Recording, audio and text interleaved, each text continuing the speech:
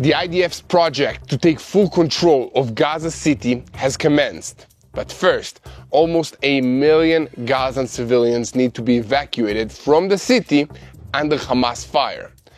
Amidst the IDF operation, Hamas has reportedly made the decision to move hostages into Gaza City in order to persuade Israel not to take the city, or at least tie the fate of these hostages to the fate of their Hamas captors. The organization will convey a message that the lives and property of the Palestinians depend on the lives of the hostages. In the meantime, Israel has conveyed a message of its own to the mediating countries that they must bring Hamas back to negotiations or Israel will conquer Gaza.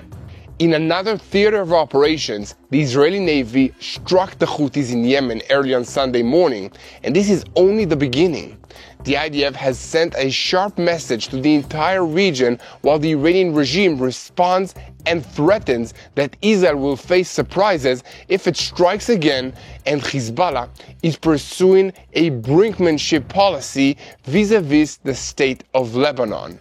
Welcome to Boots on the Ground. I'm your host Yair Pinto, bringing you all the truth about what's happening in Israel.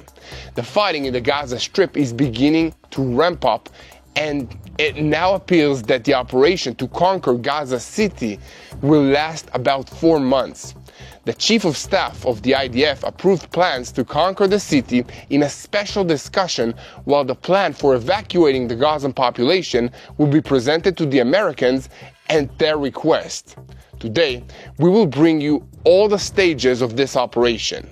And elsewhere, United Nations representative Francesca Albanese is once again igniting a storm with a provocative statement in which she claims that Hamas is not an organization of murderers, but it is a democratic political force that builds schools and hospitals in Gaza. And speaking of provocative statements, the high command of what's left of the Iranian military forces said this week that if their country is attacked again, the limitations that previously prevented us from carrying out large-scale operations will no longer apply, and promised new surprises and far more devastating blows. It is difficult to imagine who they could possibly have been trying to convince with this statement, but I can tell you for myself that I'm not impressed. However, the IDF cannot afford to dismiss such threats, especially from Iran, just because they seem so ridiculous to ordinary people. So, in recent days, the IDF Chief of Staff said that he is continuing to watch Iran for signs of trouble, and that if necessary, we will know how to act again with precision, with power, and with lethality higher than the previous time. An Iranian official reacted to this statement with what I would call a hysterical level of fiery rhetoric, and will bring you some more details about all of that. And meanwhile, the IDF has sent a sharp message to the entire region with a strike on the command structure of the Houthis in Yemen. And in Lebanon, the debate over the future of Hezbollah's weapons continues to stand at the center of the political arena, while some parties call for dismantling Hezbollah's weapons and restoring monopoly on the use of arms to the state, and Hezbollah is demonstrating determination to preserve its military and its political status, even at the price of intensifying internal tensions in Lebanon. And in Syria, the El-Sharaa regime is accusing Israel of interference in the Druze province while wanting to weaken Syria. But Druze protesters waved Israeli flags in protests against the regime in the El Saweda governorate this week, and the Syrian president claims that Israel is looking for a pretext to interfere in policy in this region. Speaking of Syria and pretext for action there by outside forces, Turkey is planning an operation against the Kurds in the northern part of Syria. and Ankara is stepping up preparations for a military operation against the Syrian Democratic Forces in the northeast of the country in cooperation with dormant ISIS cells that still exist and additional militants that have taken up positions in villages in the area and are receiving much weaponry from Turkey in order to ethnically cleanse those who are non-Muslims. We have a lot to talk about today, so let's dive into the details. I'm Yair Pinto, and this is your Boots on the Ground report about what's happening in Israel on day 682 of the war against Hamas, Hezbollah, the Houthis in Yemen, the Shia militias in Iraq, and all the other armed groups in this region that are taking their orders from Iran's Revolutionary Guards Corps, which is the head of the crumbling axis of evil in the Middle East. A moment before we begin, I want to call on you to support the truth. So guys, share these videos and give our content the ability to reach as many people as possible.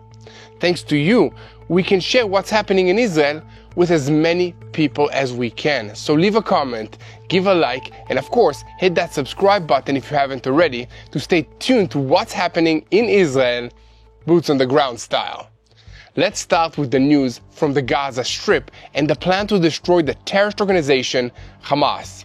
In the past 24 hours, an Air Force aircraft struck an armed Hamas terror cell that operated near and outside the El Mamdani hospital compound in the Zaytun area in the center of the Gaza Strip. This is according to the IDF spokesperson's unit, who added that the terrorists were identified storing and equipping themselves with weapons inside the hospital compound and used it as cover. On Sunday, following the Chief of Staff's statement that soon we will move to the next stage of Operation Gideon's Chariots in Gaza City, the General Staff held a lengthy discussion on the plans to conquer the city. All the relevant officers participated, dealing with the aspects of force employment, the humanitarian dimension, and the question of the hostages. The main lines that took shape are quite clear. The IDF will return regular brigades to fight in the Gaza Strip with priority over reserve forces because the regular forces possess a higher readiness and more up-to-date experience, which is essential for an urban warfare move. Alongside force considerations, the discussion focused on a first-of-its-kind mission, evacuating about 1 million civilians from Gaza City. This is an especially difficult challenge since about 75% of the Strip has already been ruined and the options for moving the population southward are limited. In addition, Hamas is expected to hinder the move because evacuating the residents serves a clear Israeli interest and limits its ability to use them as human shields.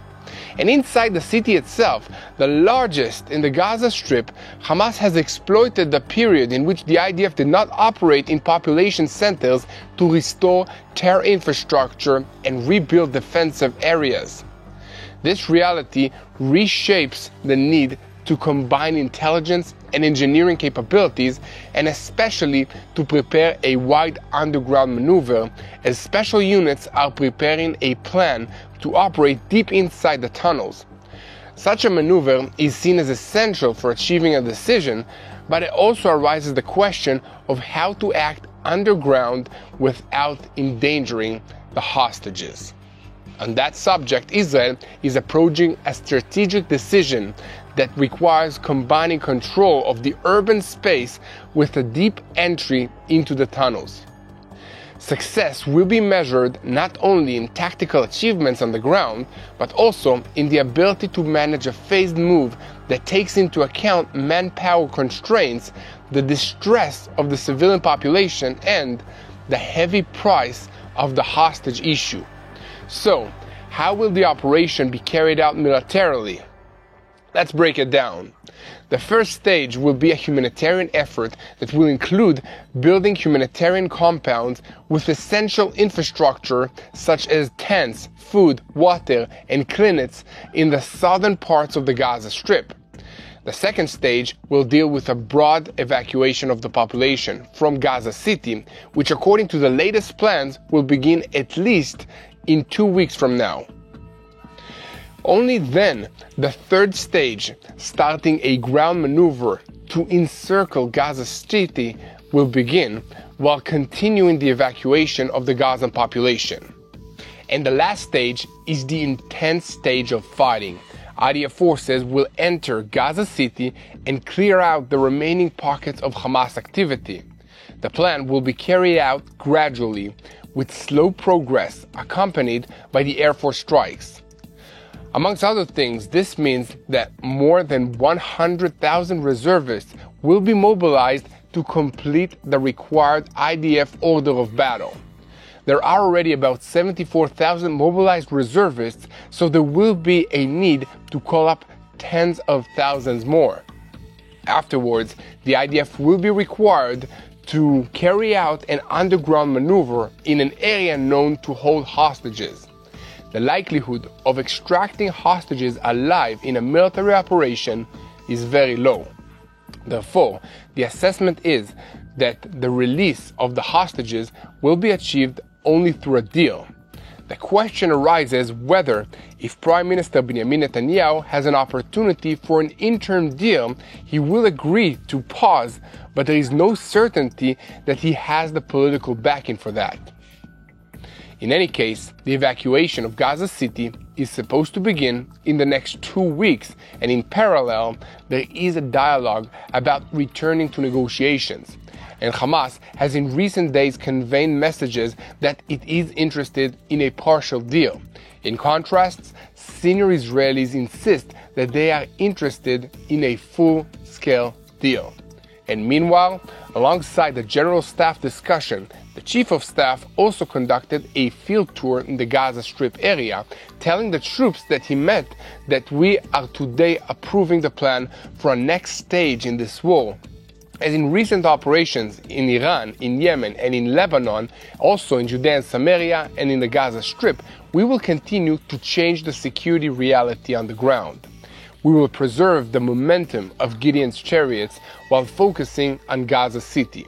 We will continue to strike until Hamas is decisively defeated, with the hostages before our eyes. In conclusion, he said that the current campaign is not a one-off. It is another layer in a long-term planned program with a multi-arena view to striking all components of the axis of evil that is led by Iran. You have been fighting for almost 2 years straight. You have achieved unprecedented accomplishments that bring security to the residents of the border communities and to all the citizens of Israel. I am proud of you. Upon the IDF lies the moral duty to bring the hostages home, both the living ones and the fallen ones. Now, with all of that in mind, let's take a look at what the fighting currently looks like on the ground. It appears that Hamas terrorists have come to the fighting more organized and dare more to conduct combat against our forces. Unlike what took place in Beit Hanun a few weeks ago, we see that the terrorists booby-trapped routes with IEDs and fired many anti-tank missiles at the IDF troops. It is a bit of a miracle that there have been no casualties amongst the IDF forces from this intensified combat. However, it is already clear that after the IDF enters Gaza City, this could change very quickly. This city has been hit hard in the war, and it will resemble heaps of ruins similar to Rafah, Jabalia, Khan Yunis, and Bet Hanun. There are a million places that terrorists can set up an ambush in these ruins, and a million places for snipers to hide as well. Therefore, the fighting in Gaza is expected to be complex and challenging. Already now, the complexity is evident in the fighting in the Zaytun neighborhood, and there are many ways that it can and probably will get even much more difficult. With the intensification of the fighting in the Gaza Strip and the increase of military pressure around Gaza City, Palestinian sources told the newspaper Ashrak al-Awsat this week that armed factions are considering a plan that will include changing the location of some of the hostages with the aim of exerting pressure on Israel and preventing the takeover of the city. The sources said that until now, the detainees' lives have been preserved with an attempt to reach an agreement to exchange them for Palestinian prisoners with the framework of a ceasefire. However, in light of recent developments, a new policy is being considered, according to which the fate of the hostages will serve as a direct lever of pressure. And according to them, if the decision is adopted, the meaning will be that even under a military threat, a live rescue of the hostages will not be possible unless they are moved to other places. It is painful to see the cynical and ridiculous use by the terrorist organization of our dear hostages, but it is not very surprising. We've known the depths of their evil for a very long time.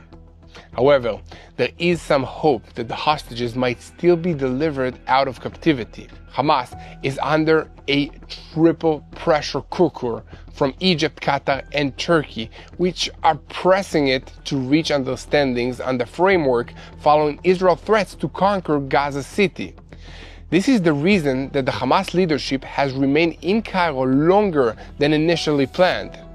Israel conveyed a simple message to the mediators: bring Hamas back to the negotiations table, or we will begin the conquest of Gaza City. Israeli sources admit that the threats right now are not bringing Hamas closer to a full deal, but a partial deal is still on the table. So guys, here at TBN Israel, we will continue to bring you all the information about what's happening in Israel, and this is a battle for the truth. So click the subscribe button so that you remain tuned to the truth in real time and never miss another episode of Boots on the Ground. Speaking of boots on the ground, many Israelis are still juggling reserve duty while trying to get back to work and handle their day-to-day lives. It's not easy. Your body is tired, your mind is overloaded, and the pressure doesn't stop when the uniform comes off. I've been there, coming home from reserves in the Gaza Strip, trying to be present for my family, catching up at work while still feeling like I'm in a survival mode. It takes strength, energy, and faith to push through. That's why I started using Vinia. It's an Israeli supplement made from red grape cells that helps improve blood flow to your heart, brain, and muscles. For me, that meant better focus, more energy, and fewer days of that foggy, burnt-out feeling. I started using it during my reserve duty, and I'm still using it today. There's also a coffee version in the morning or a tea version, but either way, it works. So if you want to give it a try for yourself, go to Vinia, TBNIsrael.com.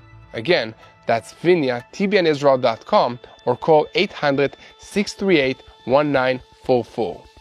Faith helped me stay grounded, and Vinia helped me stay sharp. Now, we are switching our focus to the fight against the Iranian-backed Houthis in Yemen. The IDF spokesperson confirmed on Sunday that the IDF struck in the Yemeni capital of Sana'a and stated that energy infrastructure used by the Houthi terror regime about 2,000 kilometers from Israel was attacked. The statement added that the strikes were carried out in light of repeated attacks by the Houthi terror regime against the State of Israel and its citizens, including launches of surface-to-surface missiles and unmanned aerial vehicles towards the country's territory. Sources identified with the Houthi rebels in Yemen told media portals that the strikes focused on generators at the Khazaz power station in Sana'a area in southern Sana'a and took them out of service. The IDF stated the Houthi terror regime operates under the guidance of the Iranian regime in order to harm the State of Israel and its allies. The terror regime exploits the maritime domain to project force and to conduct terror activities against the passage and trade in the global shipping lanes. The IDF will act forcefully in the face of the repeated attacks of the Houthi terrorist regime against the states and the citizens of Israel, and is determined to continue striking forcefully at any threat to the State of Israel in any arena required. And meanwhile, a report on the British news portal Telegraph said that there are indications that Houthi leaders were inside the control room of the power station that was struck. Also, Sunday's strike by the Navy missile boats off the coast of Yemen is sending a message not only to Yemen and to the Houthis, but to all other neighbors in this region, the Middle East.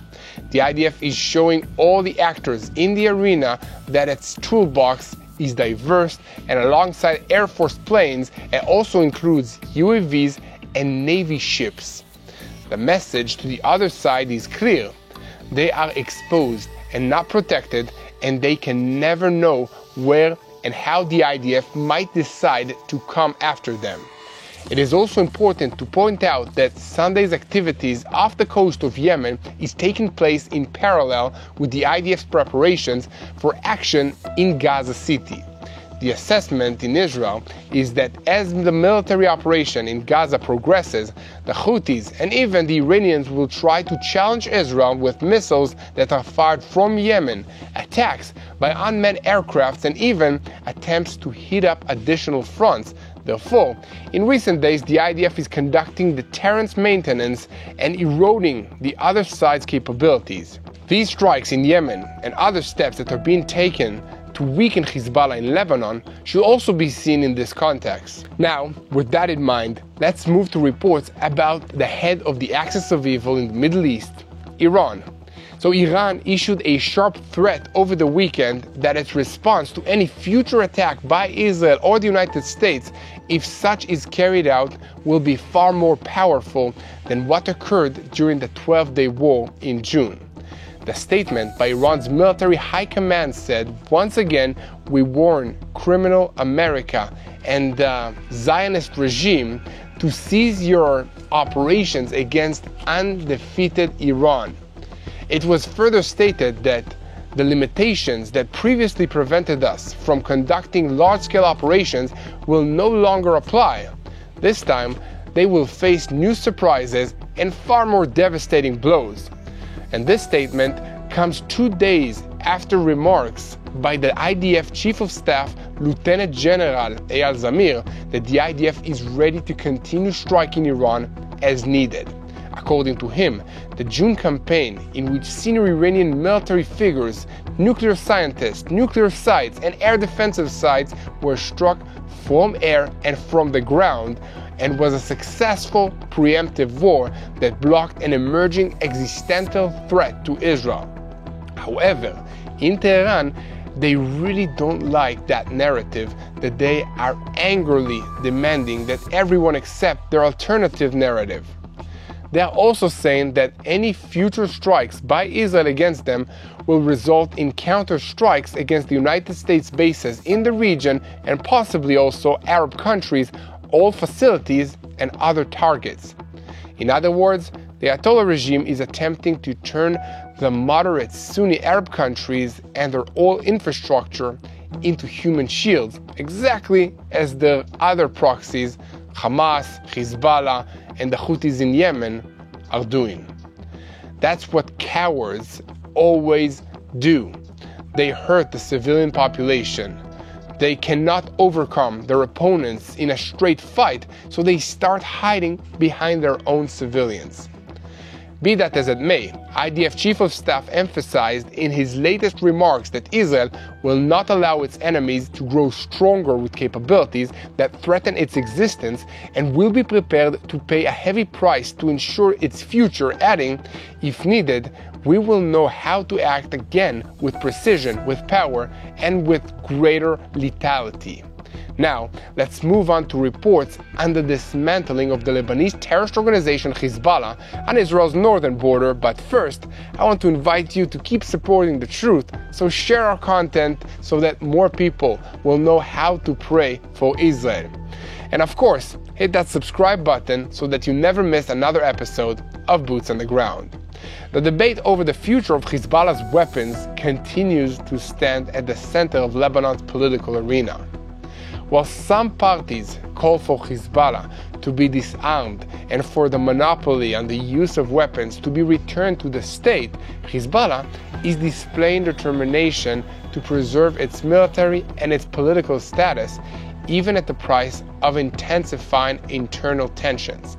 However, there are growing voices in Lebanon and elsewhere demanding that Hezbollah give up its weapons, which they say they need to defend Lebanon against Israel, but which is becoming more and more obvious are really needed for them to continue controlling Lebanon. Their humiliating defeat in the active conflict with Israel last September took away their last shred of credibility, and no one takes their claim of defending Lebanon seriously any longer. Therefore, Hezbollah's great challenge now is maintaining Shiite unity around it. Its entire strategic logic, from security rhetoric to domestic policy, is aimed at preserving the narrative that its weapons are the guarantee of the Shiite community's security in Lebanon. On that note, the messages of defending Lebanon are directed first and foremost towards the Shiite public, which is required to see Hezbollah as a necessary guardian and not as just one political option amongst many. And furthermore, in the absence of active war against Israel, the weapons serve Hezbollah as a political currency. Control of them grants the organization power to set an agenda not only within the Shiite community, but also in the national arena. So much for political theories. The question now is, will Hezbollah be able to continue ignoring the demands of the state and the majority of the Lebanese citizens that it disarm? For now, it appears to be beaten on the possibility and continues to rely on Iran to support it. The ball, therefore, is back in the court of the Lebanese government, and it might have to make some difficult decisions to disarm Hezbollah's weapons by force, and that could lead to a situation that no one wants, but there might not be any better alternatives. So guys, here at TBN Israel, we will continue to report on every development, so keep spreading the truth and share our content as widely as possible. And it's important that you hit that subscribe button so that more people will know what's happening and that you will never miss another episode of Boots on the Ground. Now, we're keeping our focus in the northern arena, but shifting slightly to neighboring Syria. Syria's interim president, Abu Muhammad al-Julani, said on Sunday evening that Israel is intervening in what is happening in the Druze province of Es-Saweda in order to weaken the state or to find a pretext to interfere in policy in southern Syria.